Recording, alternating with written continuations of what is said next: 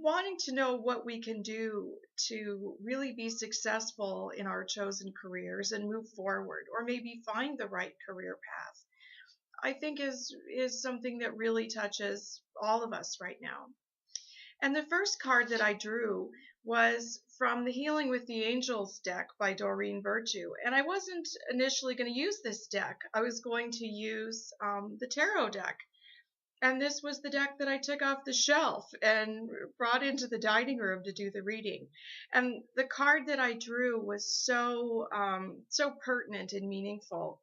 And the card is Release. And the message is, work with Archangel Michael to let go of what no longer serves you or your purpose. And as far as our careers, I think many of us, many of my clients, are viewing themselves according to the old paradigm. We sometimes view ourselves according to what our abilities were in the past. And so we're looking at old limitations that no longer apply because we've grown. We've grown in wisdom and experience and education and ability and energy. And we need to release these old concepts of ourselves and really look at who we are now. And the only way we're going to find out what our new capabilities are is by stretching ourselves and getting out of that comfort zone and trying something new, trying something different. Maybe what we need to release is past failures, past challenges that make us afraid of a repeat performance. And so we're not applying for the promotion. We're not asking for the small business loan. We're not taking the risk of expanding our product line. Maybe we're afraid to look for the kind of job that we really want because we've had failures in the past. And you have to remember, whatever missteps or challenges you may have had in the past, that's not who you are now. You are a wiser, better, more fully fashioned you who has learned and grown from those challenges. We learn immensely from rejection and failure. And so you're not doomed to repeat history. You're in a different spot now than you were then.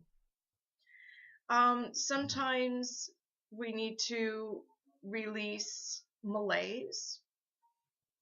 We get lulled into that idea of thinking the devil we know is better than the devil we don't. And it's easy to sit and complain about your current job or your current situation, but never actually do anything to change it because you're afraid of the unknown. So you end up treading water in this terrible status quo of not liking where you are and being afraid to go where you really want to because you think you can't, or you're scared, or you think it's too hard or too dangerous. So we need to release fears.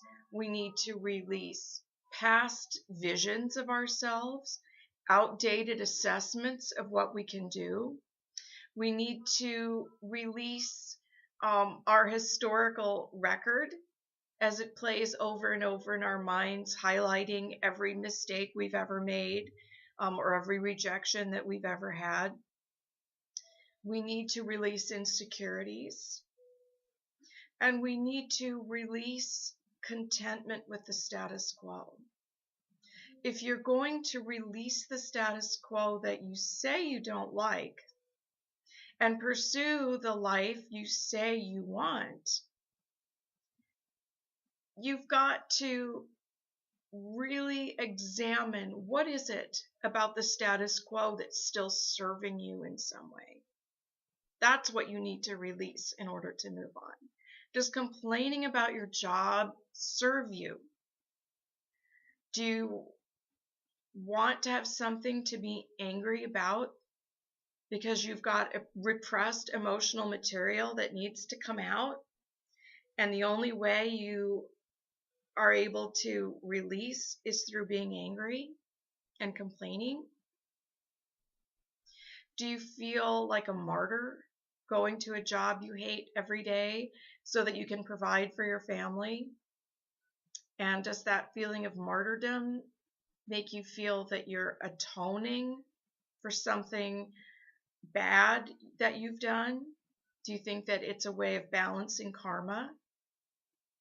Do you like having the power of the martyr to sort of leverage that with your kids or your husband or your friends?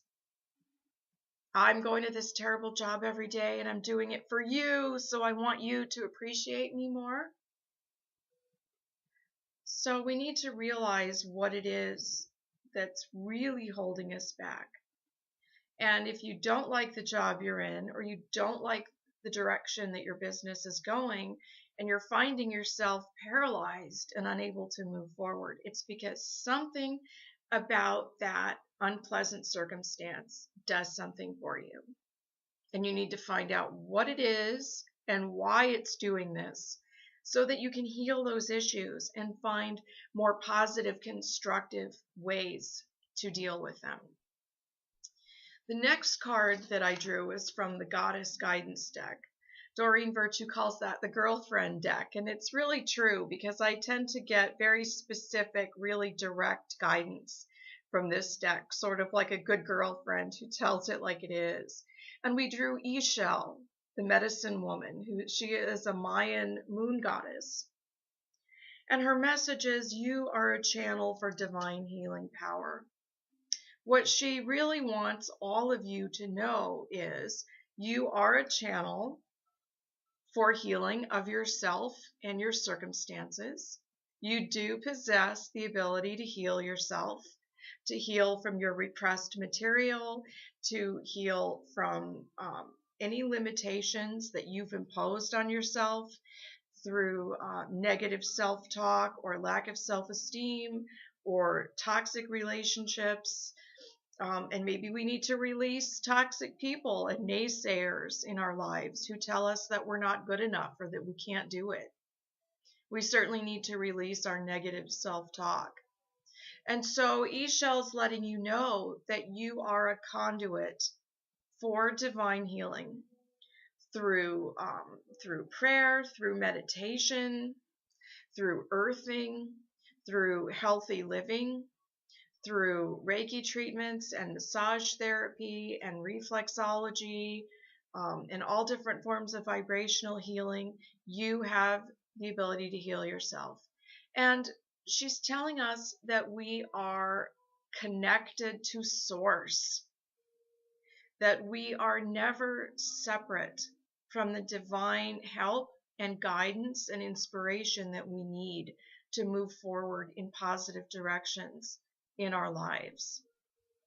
And Ixchel encourages us to embody power, to really act from our own place of personal power.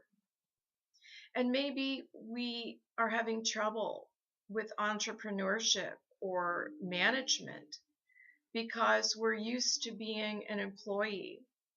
We're used to being a peon or a functionary, and we've gotten very comfortable waiting to take orders from somebody else or expecting someone to supervise us and hold us accountable and keep us honest and hold our feet to the fire until we get the work done.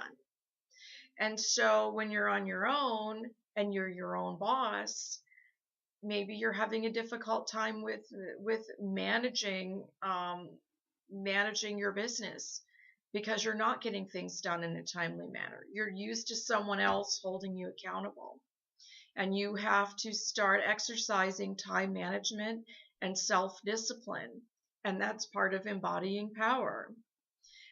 If you want to advance, you have to stop thinking like a functionary, and you have to start becoming comfortable making decisions and charting a course and learning how to be inspiring to other people.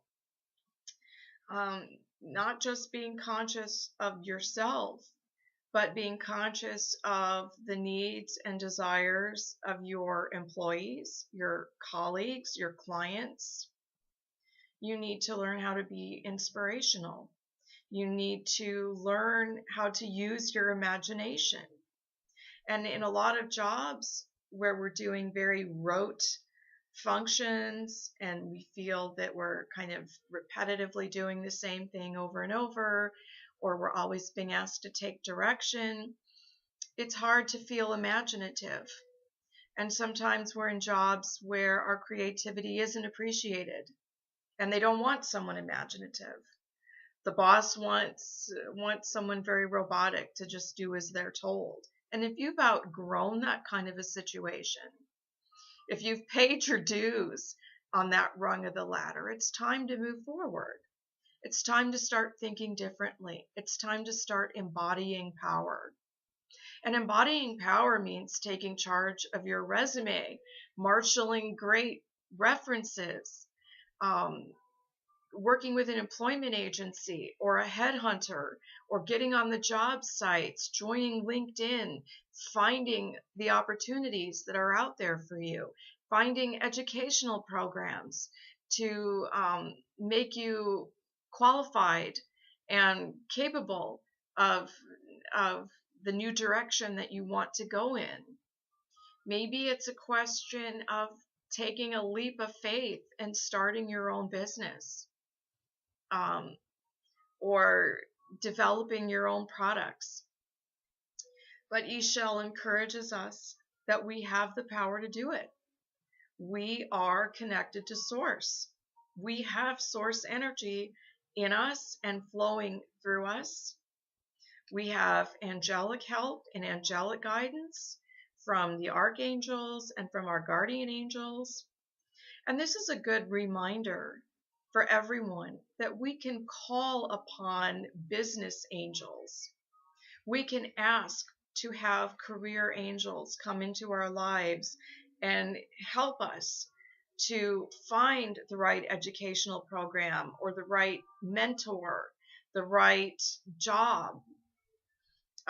Help us identify our qualities and characteristics that can lead to success, and help us release our old material and our old self-concepts that limit us to a past version of ourselves. This is the first full year of the age of Aquarius, and this is a really tumultuous, energetic time for all of us. We can harness those energies with vision and goals and directed focus to make a smoother, more abundant path ahead.